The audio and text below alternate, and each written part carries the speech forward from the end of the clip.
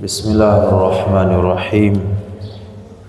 Assalamualaikum warahmatullahi wabarakatuh. Alhamdulillah, wassalatu wassalamu ala rasulillah wa ala alihi wa sahbihi wa mawalah.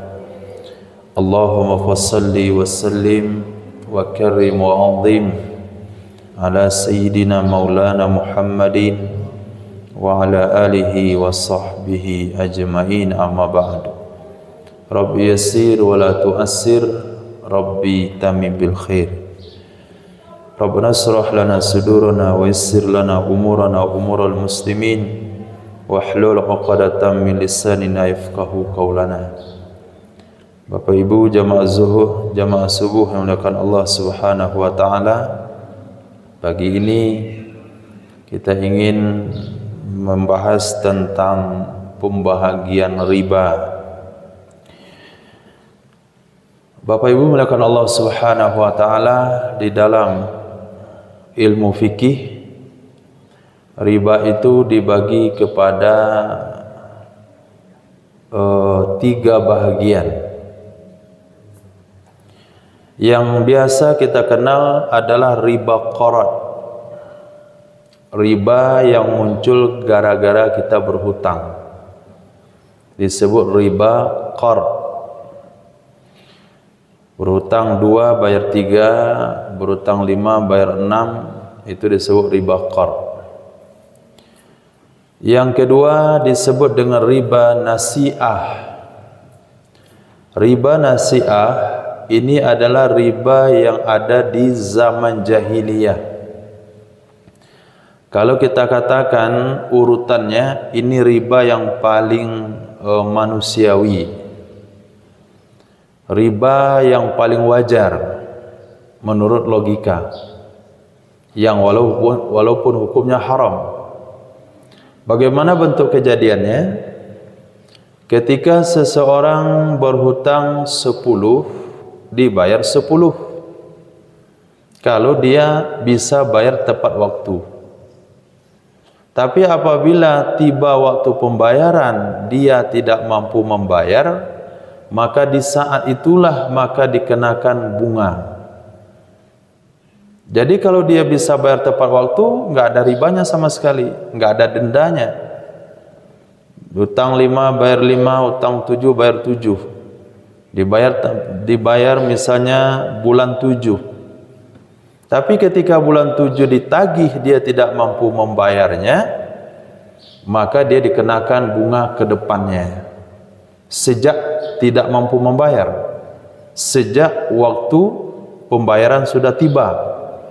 Kalau mampu dibayar sebelumnya atau tepat waktu, nggak ada kena apa-apa. Ini riba di zaman jahiliyah. Dan riba yang seperti ini diharamkan oleh Allah Subhanahu wa taala. Nah, kalaulah riba yang seperti itu ringannya, seperti itu toleransinya diharamkan oleh Allah Subhanahu wa taala, apalagi riba qard yang mulai dari awal sudah ada penetapan bunganya. Jadi yang mau kita bahas hari ini, pagi ini, bukanlah dua riba ini, karena ini sudah maklum. Yang mau kita bahas adalah riba ketiga yang disebut dengan bai'ur ribawi. Bai'ur ribawi artinya jual beli yang mengandung unsur riba kalau tidak mencukupi syarat. Dia bentuknya jual beli, bentuknya transaksi muamalah. Tapi apabila syaratnya tidak cukup, maka dia masuk ke dalam kategori hukum riba. Hal ini berdasarkan hadis riwayat Imam Bukhari dan Muslim dari Sayyidina Ubadah bin Samit radhiyallahu an, qala Rasulullah sallallahu alaihi wasallam, adz-dzahabu bidz-dzahabi, emas dengan emas, wal fiddatu bil fiddati, perak dengan perak, al-birru al-burri bil burri, kemudian gandum dengan gandum, as-syairu bis syairi, kemudian syair dengan syair, Syair ini adalah gandum yang ukurannya lebih kecil.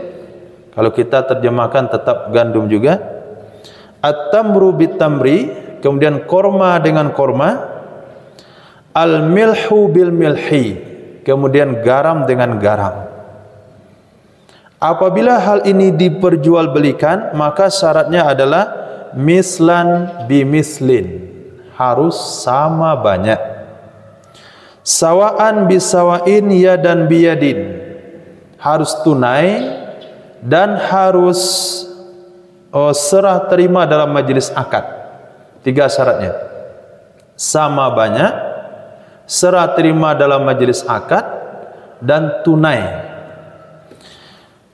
Kemudian Nabi sallallahu alaihi wasallam bersabda, fa idza ikhtalafat hadhil asnaf, apabila berbeda daripada unsur-unsurnya tadi, bukan emas dengan emas tapi emas dengan perak, kemudian gandum dengan syair, kemudian korma dengan garam, fabi'u kaifa syi'tum, maka juallah bagaimana saja yang kalian mau, tapi dengan 2 syarat, ya dan biyadin, harus tunai dan harus serah terima dalam majlis akad.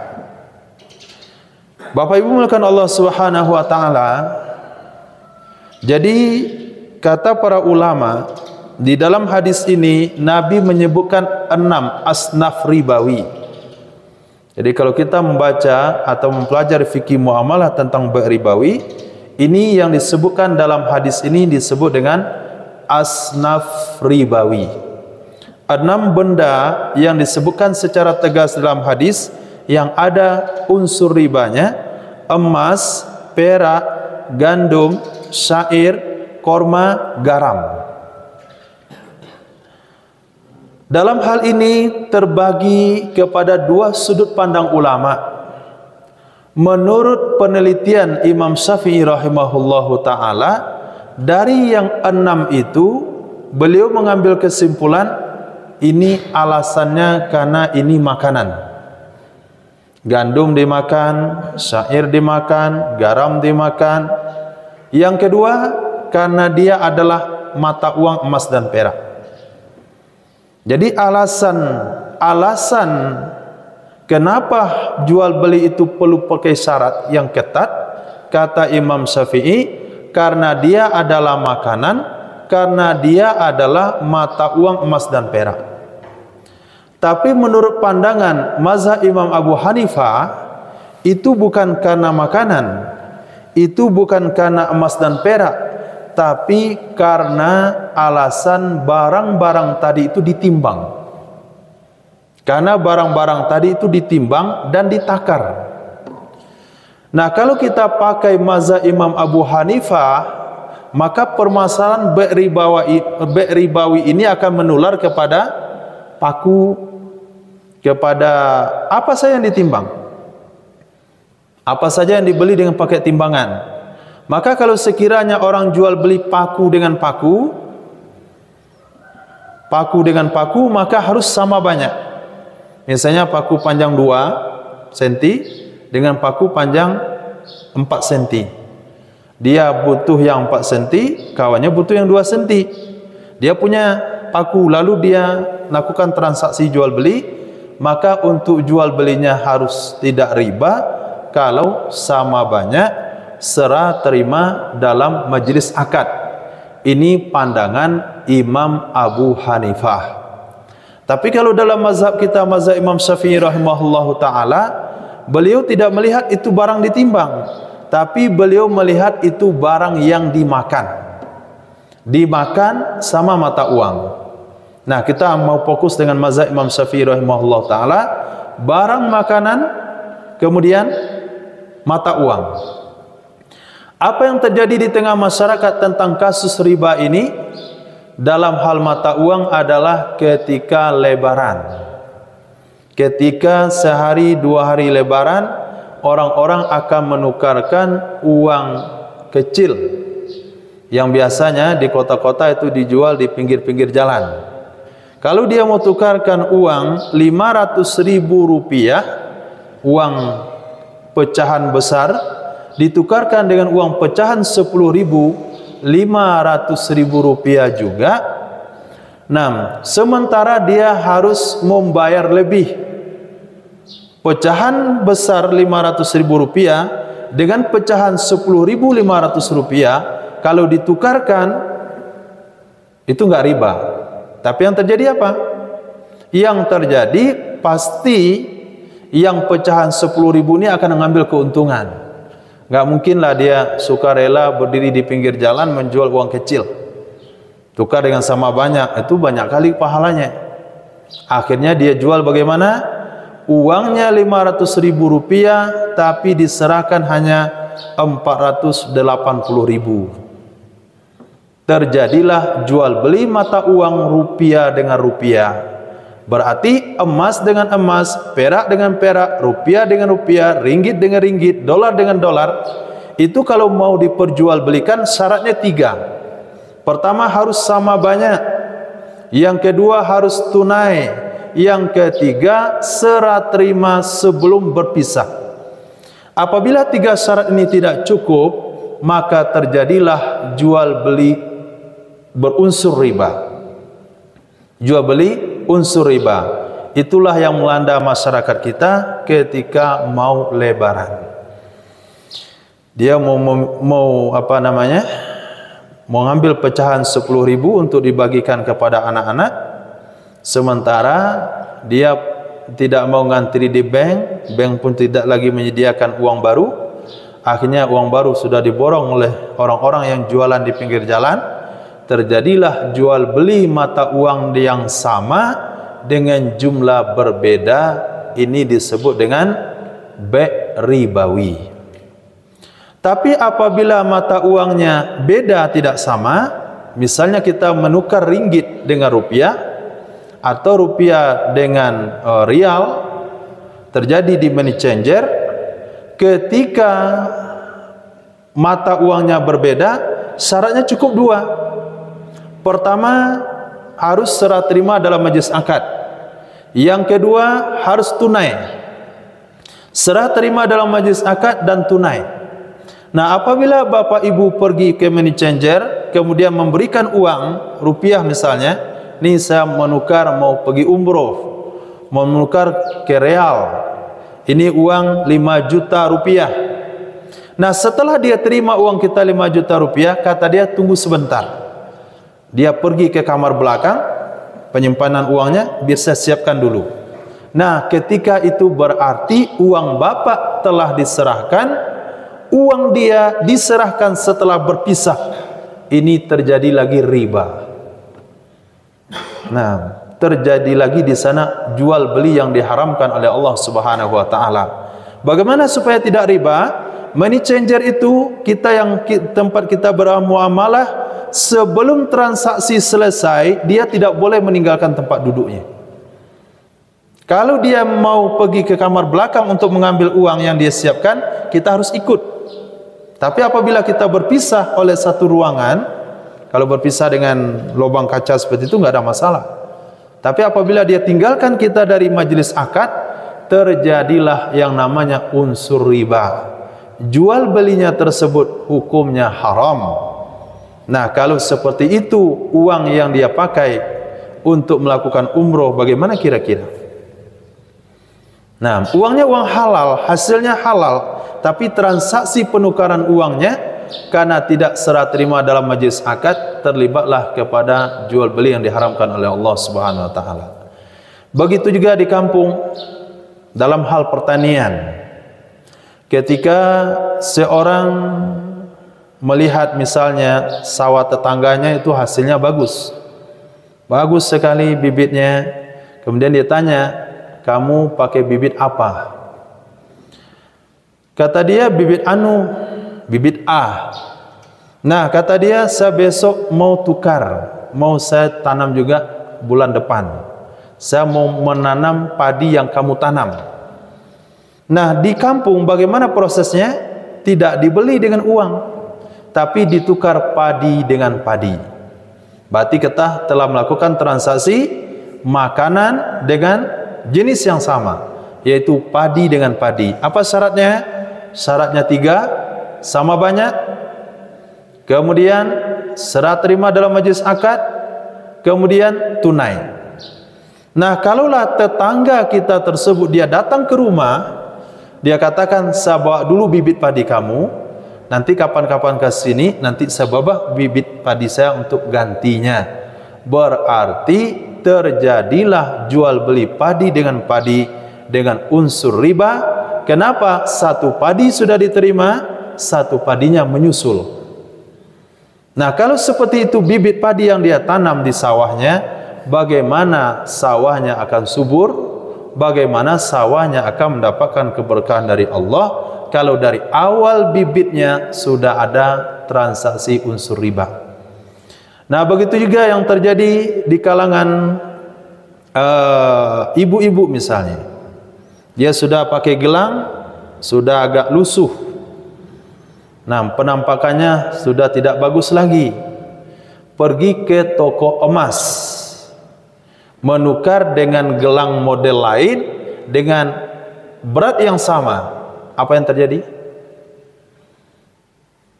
Si pembeli karena gelangnya sudah lusuh, karena perlu diperbaiki, dia akan menambah dengan uang sekian jumlahnya. Berarti dia telah menukarkan emas dengan emas. Berarti syaratnya 3, sama banyak, tunai, serah terima dalam majelis. Tapi yang terjadi apa? Yang terjadi adalah pihak penukar, karena emasnya jelek, dia harus menambah sekian uang. Terjadi lagi riba. Kenapa riba? Karena si pembeli menukarkan emas dengan tambahan uang, sementara pedagang emas memberikan emas tanpa tambahan. Nah, bagaimana caranya supaya tidak terlibat riba? Maka si pembeli atau pelanggan dia akan jual emasnya dulu. Jual kepada si tukang emas dengan harga sebagai penjual. Selepas itu kemudian dia beli emas dengan berat yang sama dengan nilai yang lebih. Itu solusinya. Tapi kalau sempat tukar emas langsung dengan menambah sekian uang, ini telah terlibat kepada jual beli riba. Bapak Ibu melakukan Allah Subhanahu wa taala, itu yang disebut dengan bai' ribawi. Kita simpulkan menurut mazhab Imam Syafi'i, walaupun disebutkan dalam hadis ini cuma ada 4, gandum, syair, korma kering sama garam, maka Imam Syafi'i menyimpulkan di situ adalah setiap yang dimakan akan ada unsur ribanya. Apakah itu makanan pokok, apakah itu makanan ringan, apakah itu obat-obatan. Sementara emas dan perak itu adalah perwakilan dari mata uang. Jual beli mata uang dengan mata uang yang sama, jual beli makanan pokok dan makanan pokok yang sama, harus memiliki 3 syarat sehingga tidak ada unsur riba. Pertama, sama banyak. Yang kedua, serah terima dalam majelis. Yang ketiga, harus tunai. Apabila berbeda, emas dengan perak, rupiah dengan ringgit, kemudian beras dengan jagung, jagung dengan kacang hijau, maka jual belinya cukup 2 syarat saja. Pertama, serah terima dalam majelis. Yang kedua, tunai. Sama banyaknya tidak perlu. Bapak Ibu mulakan Allah Subhanahu wa taala. Begitu juga kalau sekiranya kita mendapatkan beras dengan kualitas rendah, kira-kira 20 kilo. Teman kita berasnya kualitas tinggi, hanya 15 kilo. Dia perlu banyak, kita perlu kualitas. Lalu kita lakukan transaksi jual beli 20 dengan 15 kilo, itu juga termasuk unsur riba. Demikian insyaallah pembahasan singkat pada pagi hari ini tentang bai' ribawi. Kalau ada pertanyaan dipersilakan.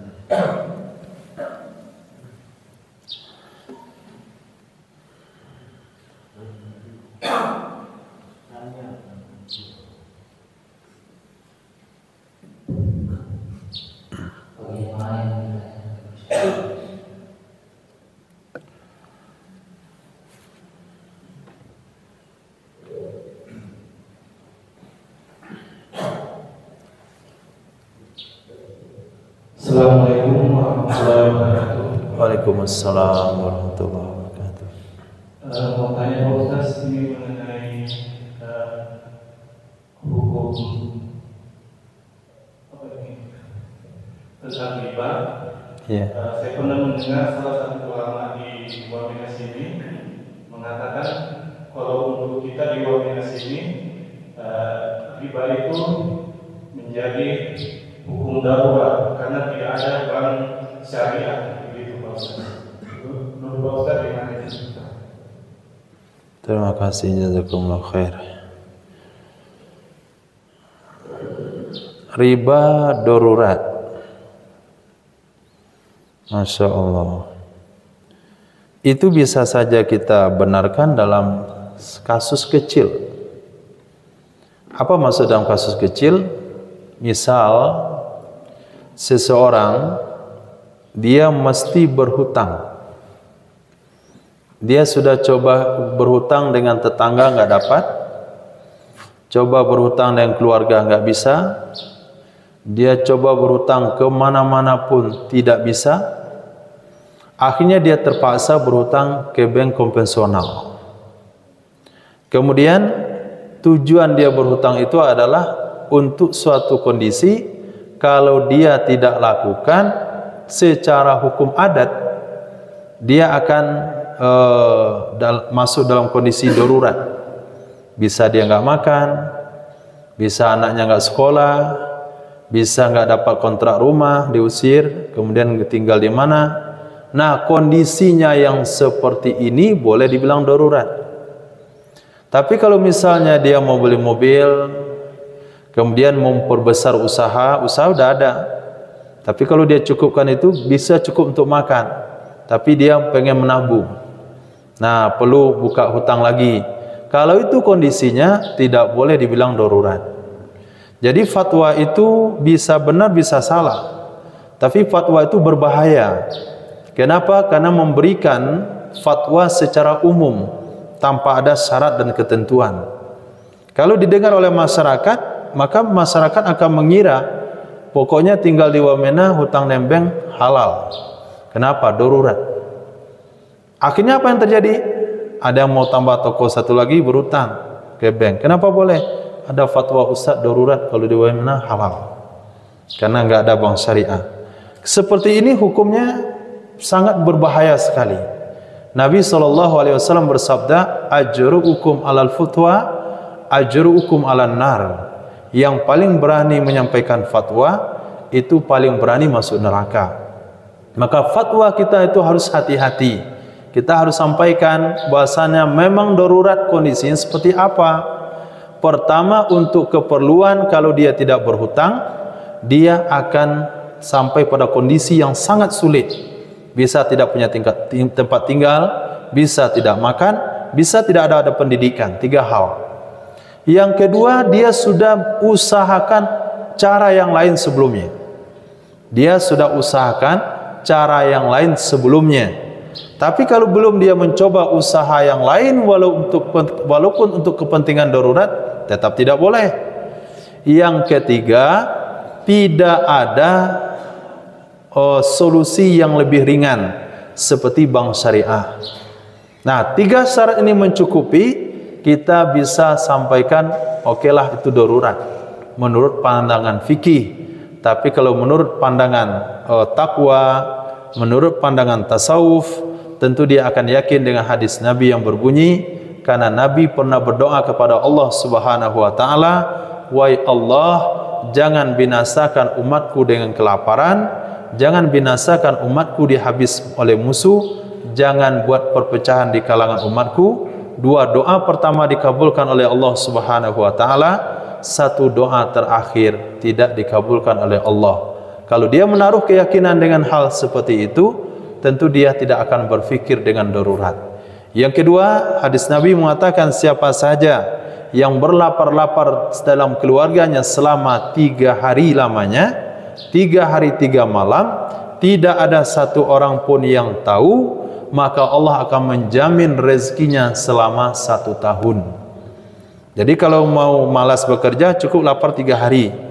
Nah, 3 hari 3 malam lapar pokoknya, ada satupun yang tahu. Jamaah tetap senyum, tetap bagus, ceria, nggak nampak lesu dan loyo, nggak nampak sedih. Kalau sempat 3 hari itu terjadi, rezekinya 1 tahun dijamin oleh Allah Subhanahu wa taala. Itu kalau pandangan keyakinan dan tasawuf. Khair, insyaallah itu memang fatwa yang membahayakan. Sangat membahayakan. Bahkan kita tidak berani memfatwakan dengan bank syariah sekalipun. Kenapa? Karena syariahnya tetap belum syariah. Demikian insyaallah. Dipersilakan kembali kepada jemaah yang ingin bertanya tentang kajian beliau. Assalamualaikum warahmatullahi wabarakatuh. Waalaikumsalam warahmatullahi Yang ingin saya tanyakan, bagaimana sikap kita ketika dalam sholat berjamaah tiba-tiba di samping kita itu ada jamaah tiba-tiba terjatuh. Di satu sisi mungkin itu adalah ajalnya, tapi di satu sisi bisa jadi ketika dalam sholat tiba-tiba kita menolong dia, bisa jadi dia juga bisa selamat. Mungkin mohon penjelasan. Bismillah, alhamdulillah. Ketika sedang sholat jamaah ada yang jatuh, maka pada saat itu mesti ada 2 orang minimal kiri dan kanan. Kalau memang kita yakin itu bukan meninggal, tapi kalau yakin itu meninggal, maka tidak perlu ditolong karena memang sudah meninggal. Tapi kalau sekiranya tidak pasti itu meninggal, mungkin pingsan dan sebagainya, maka perlu kita atau 2 orang atau secukupnya untuk menyelamatkan orang tersebut. Misalnya terjadi kebakaran di tetangga, kemudian iqamah dikumandangkan. Iqamah dikumandangkan, kebakaran terjadi di sebelah. Apa yang mesti dibuat? Kita harus memadamkan kebakaran lebih awal, baru melakukan sholat jamaah. Ulama fikih katakan, apabila kita lihat orang tenggelam, lalu hadir waktu sholat, kita mesti mengutamakan menyelamatkan nyawa daripada ibadah sholat. Tapi kalau terjadi kebakaran, iqamah dikumandangkan, kita cuma menonton saja, itu nggak boleh. Tunggu, nanti kita sholat, kita lihat dulu kebakaran. Cuman melihat. Kalau cuma melihat itu tidak diperbolehkan. Atau kenapa nggak ikut sholat? Kenapa sholatnya ditunda? Mau menyelamatkan orang tenggelam, sementara dia sendiri tidak pandai berenang. Maka pada saat itu tidaklah ada hukum baginya untuk menunda sholat, bahkan untuk mengeluarkan sholat dari waktunya, kalau dia tidak punya potensi untuk menyelesaikan permasalahan. Tapi bagi orang-orang yang punya potensi untuk menyelesaikan masalahan, orang tenggelam, dia selamatkan, dia pandai berenang, terjadi kebakaran, dia adalah tim pemadam kebakaran, maka pada saat itu kalau tidak sholat pun keluar habis waktunya, itu hukumnya tidak haram. Kenapa? Karena sholat boleh diqadha kalau tertinggal. Tapi kalau orang meninggal, terlambat berikan bantuan pertolongan, itu tidak bisa diqadha. Nanti saja saya bantu, kami sholat dulu, kami zikir dulu, kami tahlil dulu, baru kita selamatkan. Itu tidak. Jadi kondisi yang harus kita lakukan di saat kawan kita terjatuh dalam shaf, apakah itu imam atau jamaah, maka minimal ada jumlah yang bisa membantu yang membatalkan sholatnya. Jumlah yang bisa membantu yang membatalkan sholatnya. Kalau badannya bisa diangkat oleh 3 orang, 3 orang batalkan sholat. Kalau badannya diangkat oleh 2 orang, 2 orang batalkan sholat. Badannya terlalu besar, mesti berlima mengangkat, 5 orang batalkan sholat. Itu hukumnya fardu bagi orang yang terdekat. Nah, hal ini bisa kita ambil istimbat ketika perang Khandaq. Nah, akhir dengan menggali Khandaq di Madinah waktu itu, Nabi tertinggal sholat asarnya dengan para sahabat. Zuhurnya tertinggal, asarnya tertinggal. Itu menggali parit.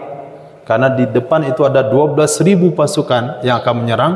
Di dalam ada musuh dalam selimut, itu orang munafik. Kemudian sahabat makannya waktu itu cuma 1 butir korma setiap hari dibagi oleh Nabi. Kemudian menggali parit yang lebarnya tidak bisa dilompati oleh kuda, yang dalamnya kalau orang masuk tidak bisa keluar. Separuh dari bagian kota Madinah yang tidak ada dipagar oleh bukit, oleh gunung. Nah, saat itu salat zuhur tertinggal, salat asar tertinggal. Ketika itu Nabi katakan, semoga Allah bikin mereka binasa karena kita telah tertinggal salat gara-gara mereka. Selesai itu Nabi mengqadha salat zuhur, Nabi mengqadha salat asar, kemudian melanjutkan salat maghrib. Ini salah satu sumber dasar hukum, menyelamatkan nyawa itu lebih utama daripada salat. Menyelamatkan nyawa lebih utama daripada salat. Salat tertinggal bisa kita tunaikan nanti di luar waktu. Ini termasuk meninggalkan salat karena uzur, termasuk dokter yang sedang melakukan operasi. Nah, termasuk dokter melakukan operasi. Azan zuhur berkumandang, ini sedang dioperasi, baru dijahit separuh, dia pergi sholat dulu, serahkan kepada Allah Subhanahu Wa Taala. Allah yang menghidupkan, Allah yang mematikan. Itu keyakinan betul, tapi aturan syariat dia salah. Dia harus selesaikan dulu operasinya, kemudian baru dia kerjakan sholat. Demikian insyaallah.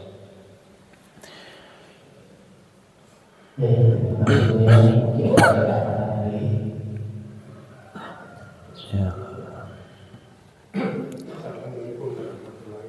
Waalaikumsalam warahmatullahi wabarakatuh. Ini Pak Yai, saya ini kan jualan sorghum. Iya. Ada satu teman kebetulan ini musim mudik, jadi beliau jual kendaraan ke saya. Iya. Taruhlah 10 juta. Iya. Nah, si penjual bilang nanti saya pulang mudik tapi tidak tentukan 1 bulan atau 2 bulan, saya kembalikan 11 juta. Kira-kira yang uang 1 juta ini saya tidak mengatakan bahwa saya bilang iya, saya tidak, saya diam saja. Beliau sendiri yang mengatakan bahwa saya mau kembalikan, nanti saya tambah 1 juta. Kira-kira menurut pandangan jual beli seperti apa menurut Pak Yai? Itu yang pertama. Yang kedua, di sini itu ada musiman Pak Yai. Sering sekali ada minta bantuan dengan dalih menyodorkan kwitansi untuk bantuan yatim piatu. Biasanya dari Makassar rata-rata. Pokoknya dari Pulau Makassar. Pada mulanya saya iba, saya berikan. Tetapi setelah kok sering-sering begitu, sering-sering bantu itu ada seperti tim begitu, sehingga suatu saat kwitansinya saya minta, saya bawa ke belakang, ada tertera nomor HP atau telepon. Saya kontak ke nomor HP dan telepon itu. Nah, di Makassar kebetulan saya ini juga orang Jawa tapi besar di Makassar. Saya tahu bagaimana kondisi kompas-kompas di situasi di Makassar sana. Saya telepon begini, ternyata bukan yayasan yatim piatu tapi pabrik tahu yang angkat di situ. Nah, setelah itu saya tidak lagi untuk memberikan bantuan karena saya tidak tahu latar belakang kwitansi atau nota yang diberikan sodorkan. Di situ ya ada ayat-ayat Al-Quran yang intinya untuk memberikan bantuan lah, intinya seperti itu. Kira-kira apakah saya salah. Kalau seandainya itu betul atau salah, karena biasanya kalau namanya minta bantuan di menyeberang pulau itu harus ada rekomendasi dari pemerintah daerah untuk minta bantuan di daerah setempat. Terima kasih. Wassalamualaikum warahmatullahi wabarakatuh. Waalaikumsalam warahmatullahi wabarakatuh. Jual beli kalau dalam jeda masa sebulan 2 bulan seperti itu nggak ada masalah, hanya saja itu adalah janji mau beli lagi. Ini motor saya jual 10 juta rupiah, tapi saya mohon motor ini jangan dijual sama siapa-siapa. 2 bulan lagi nanti akan saya beli dengan harga 11 juta. Ini enggak riba. Kenapa enggak riba? Karena dia pengen motornya selamat. Nah, pengen motornya selamat. Mungkin juga sebetulnya kalau dia titip mungkin kena bayar penitipan 1 juta dia. Nah, daripada nitip mendingan di sini lebih aman. Jadi karena itu akadnya jual beli itu halal-halal saja. Hanya saja kita tidak wajib menepati janji itu. Nah, tidak wajib menepati janji karena jual beli itu kalau sudah lepas dengan si pemilik barang, kita terserah mau jual sama siapa saja. Nah, tapi ada kasus yang mirip di situ. Miripnya bagaimana? Mengkambing hitamkan jual beli untuk riba. Mana kasusnya? Seseorang datang ke rumah kawannya membawa motornya. Membawa motor, ini motor saya jual sama kamu tunai 10 juta rupiah. Kemudian dia terima uang 10 juta rupiah, motor diserahkan. Setelah itu dia beli kembali motornya dengan harga 12 juta rupiah, cicil selama 5 bulan. Nah, motor saya tadi saya beli kembali dengan harga 12 juta, tapi nyicil 5 bulan.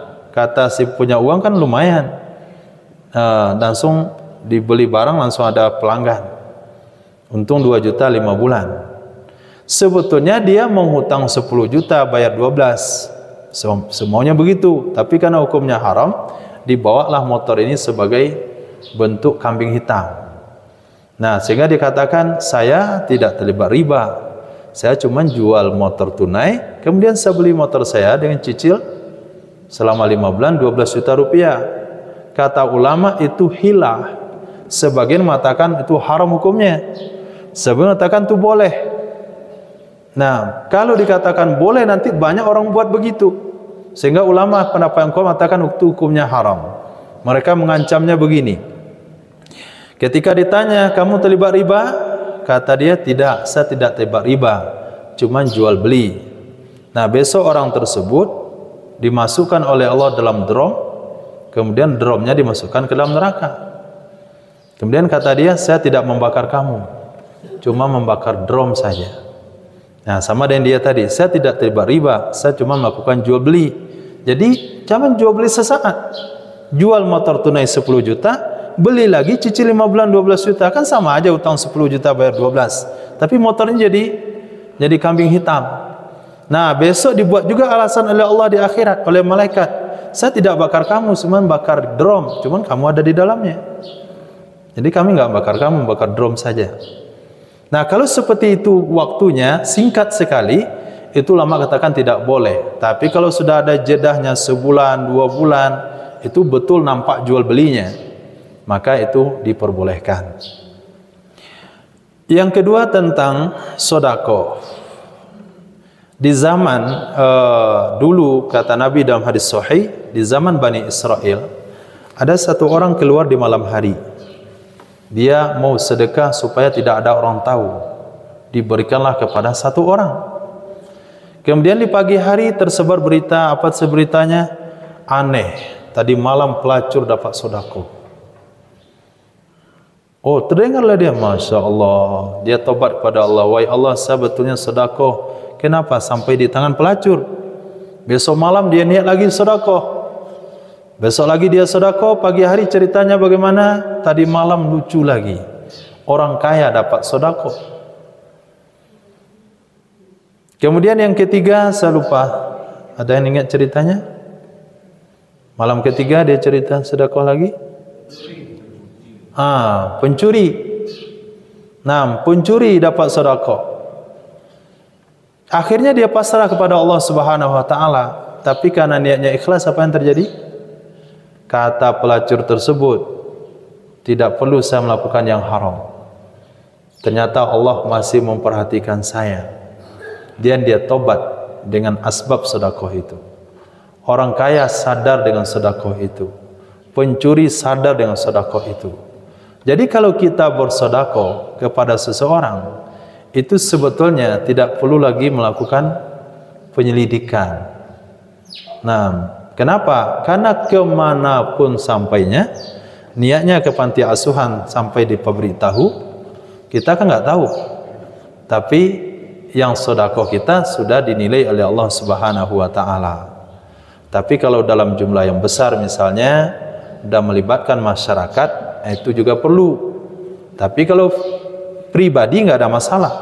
Tapi kalau melibatkan masyarakat, itu sudah menyusahkan masyarakat. Bagi pemimpin perlu menyelidiki. Kenapa? Karena tanggung jawab pemimpin harus diikat dengan kemaslahatan bagi rakyatnya.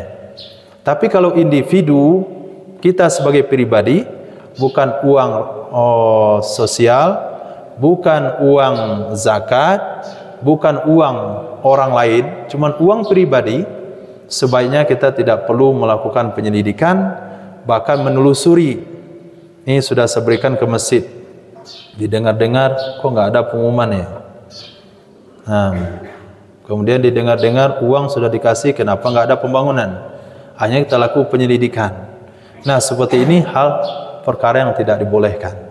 Kenapa? Nabi bersabda, bersedekahlah dengan tangan kananmu, tangan kiri tidak mengetahui. Artinya sudah kita berikan dengan niat yang benar, kita yakin dengan apa yang kita berikan, kita tidak dianjurkan dan tidak sebaiknya melakukan penyelidikan, karena Nabi sudah buktikan, kalaupun salah sasaran, kalau yang memberinya ikhlas, tetap akan membuat kebaikan.